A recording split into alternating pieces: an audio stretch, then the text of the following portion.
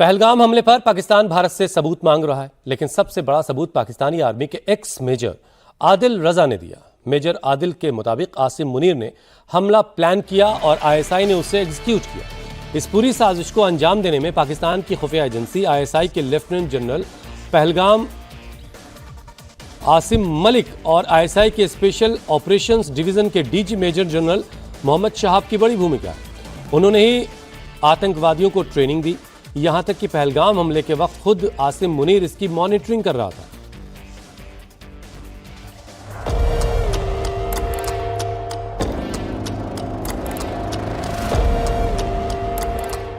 पाकिस्तान में ही दावा किया जा रहा है कि पहलगाम का आतंकी हमला सीधे सीधे पाकिस्तानी आर्मी के चीफ जनरल आसिम मुनीर ने करवाया।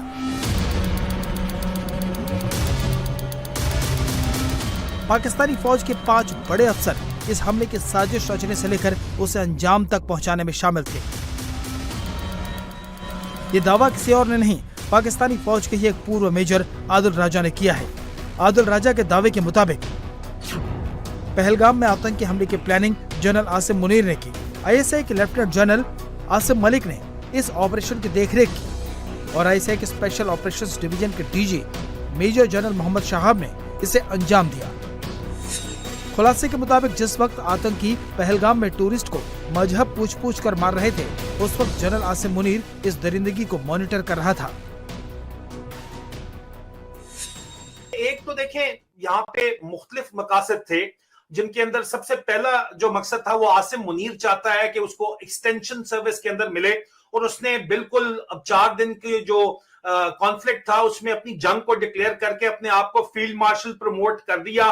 Proof is in the pudding. और आगे मजीद भी वो अपने इक्तदार को सीमेंट करने के लिए पाकिस्तान में 75 साल से जिस तरह फौजी हुकूमतें करती चली आई हैं, उसी तरह वो अगली अपने तमाम की तमाम ये हिंदुस्तान पाकिस्तान दुश्मनी को इस्तेमाल करते हुए और जंग जीत गए वो ये कह के आगे जो है वो मजीद इसका सियासी फायदा उठाना चाहते। जिस वक्त ये ऑपरेशन चल रहा था पहलगाम में, तो ये राब्ते में थे, पहलगाम के लोगों के साथ ये राब्ते में थे, और इनके अपने जो है वो 2 व्हाट्सएप नंबर्स जो हैं उनमें से भी इन्होंने एक व्हाट्सएप नंबर यूज किया।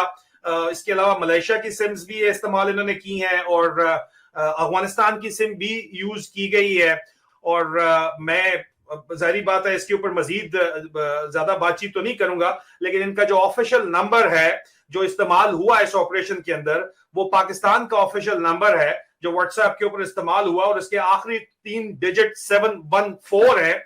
और दूसरा जो इनका पर्सनल नंबर है जिसके ऊपर ये बातचीत करते हैं।